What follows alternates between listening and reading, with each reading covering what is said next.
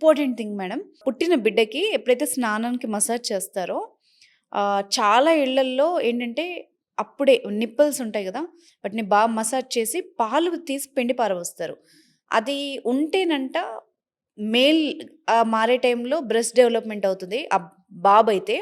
పాప అయితే ఎర్లీగా బ్రెస్ట్ డెవలప్ అయితదని చెప్తున్నారు పెద్దవాళ్ళు. అది ఎంత సేఫు? ఎలా ఐయామ్ సో చేయొచ్చు? Happy you asked me this question. Yeah! ఎందుకంటే ఇది ఎప్పటినుంచో నేను ట్రైన్ అయినప్పటి నుంచి అంటే హ్మ్. 25 ఏళ్ల క్రితం నుంచి కూడా హ్మ్. ఇవి మేము విన్నాము, చూసాము, చేయటం అది చాలా one of the most brutal things. నాకు బాగా బాధ కలిగించే విషయం ఏంటంటే, ఈ బ్రెస్ట్‌ని చాలా గట్టిగా పిండుతా ఉంటారు. యెస్.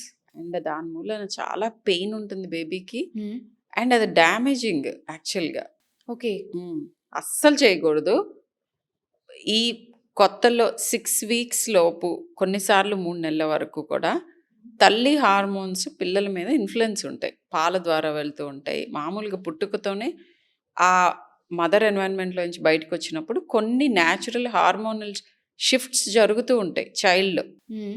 ఆ హార్మోనల్ షిఫ్ట్స్ కొంతమందికి బ్రెస్ట్ ఎంగార్జ్‌మెంట్ కింద వస్తుంది. హ్మ్. పాలు గూడా వస్తాయి కొంతమందికి. కొంతమంది గర్ల్ బేబీస్ మెన్‌స్ట్రుయేట్ అవుతారు. హ్మ్. మెన్‌స్ట్రుయేషన్ ఉంటుంది. హ్మ్. వైట్ డిశ్చార్జ్ ఉంటుంది. ఇవన్నీ మోస్ట్ నార్మల్ న్యాచురల్ థింగ్స్. వీటికి మనం ఏం చేయక్కర్లా. జస్ట్ వెయిట్ అండ్ వాచ్ అంతే.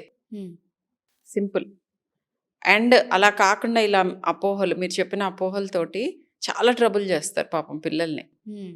ఒక చైల్డ్‌కైతే బ్రెస్ట్ ఇన్ఫెక్ట్ అయ్యి, యాబ్సెస్ అయ్యి డ్రైన్ చేయాల్సి వచ్చింది.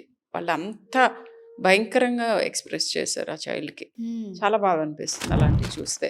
హ్మ్. సో, ఇప్పుడు మీరు ఈ క్వెషన్ అడగటం మూలాన చాలామంది బేబీస్ సేవ్ అయితే ఐ యామ్ సో హ్యాపీ.